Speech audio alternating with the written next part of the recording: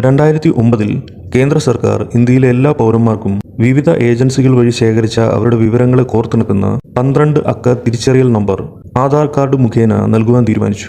ഇന്ത്യയിലെ ആസൂത്രണ കമ്മീഷന് കീഴിൽ എക്സിക്യൂട്ടീവ് ഓർഡർ പ്രകാരം രൂപീകരിച്ചിട്ടുള്ള unique identification authority of India എന്ന ഏജൻസിയാണ് ഈ പദ്ധതി നടപ്പിലാക്കുന്നത്. ആധാറിൽ ജനസംഖ്യാപരമായ വിവരങ്ങൾക്ക് പുറമെ കണ്ണിന്റെ ഐറിസ് വിവരം, വിരലടയാളം തുടങ്ങി ബയോമെട്രിക് വിവരങ്ങൾ കൂടി ഉൾപ്പെടുത്തുന്നത് വിവാദങ്ങൾ ഉയർത്തുകയും വ്യക്തികളുടെ സ്വകാര്യതയിലേക്കുള്ള കടന്നുകയറ്റവും വ്യക്തി സ്വാതന്ത്ര്യത്തിന്റെ ലംഘനവുമാണിതെന്ന് മനുഷ്യാവകാശ പ്രവർത്തകരാൽ ഈ പദ്ധതിക്ക് പിന്നിൽ ദുരൂഹതകൾ ആരോപിക്കപ്പെടുകയും ചെയ്തു.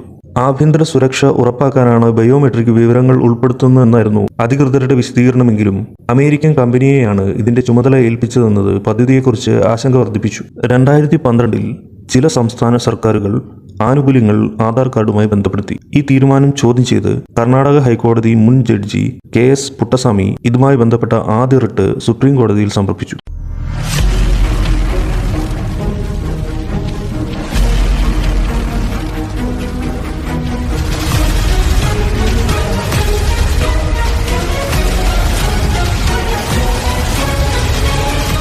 ആധാർ വ്യക്തിയുടെ സ്വകാര്യതയെ ലംഘിക്കുന്നതാണോ എന്നും സ്വകാര്യതയ്ക്കുള്ള അവകാശം മൗലിക അവകാശമാണോ എന്നതുമായിരുന്നു കോടതിയുടെ മുന്നിലേക്ക് ഉയർന്നു വന്ന വിഷയങ്ങൾ.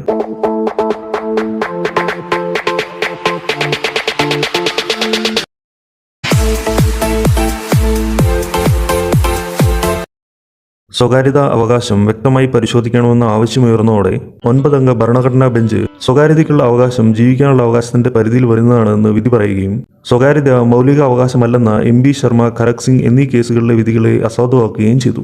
ഇന്ത്യൻ ഭരണഘടന പൗരന്മാർക്ക് ഉറപ്പു നൽകുന്ന അടിസ്ഥാന അവകാശങ്ങളിൽ മുഖ്യമാണ് വ്യക്തി സ്വാതന്ത്ര്യം. സ്വകാര്യത സൂക്ഷിക്കാനുള്ള അവകാശം അതിൽ ഉൾപ്പെട്ടതാണ്. ഭരണകൂടത്തിന്റെയോ മറ്റേതെങ്കിലും ഇതര സ്ഥാപനത്തിന്റെയോ വ്യക്തിയുടെയോ മുമ്പിലും അത് വെളിപ്പെടുത്തേണ്ടതില്ല. പൗരന്മാരുടെ മേൽ സർക്കാർ അടിച്ചേൽപ്പിക്കുന്ന ആധാറിന് നിയമത്തിന്റെ പിൻബലമില്ലെന്ന് സുപ്രീം കോടതി വ്യക്തമാക്കി. അങ്ങനെ ആധാർ കാർഡ് നിർബന്ധമാക്കരുതെന്നും താല്പര്യമുള്ളവർ മാത്രം ആധാർ എടുത്താൽ മതിയെന്നും വിധിയിൽ പറയുന്നു. അങ്ങനെ ഭരണഘടനയിലെ 14, 19, 21 വകുപ്പുകൾ പ്രകാരം സ്വകാര്യത ഒരു മൗലിക അവകാശമാണെന്ന് ചരിത്രവിധിയിലൂടെ സുപ്രീം കോടതി വ്യക്തമാക്കി.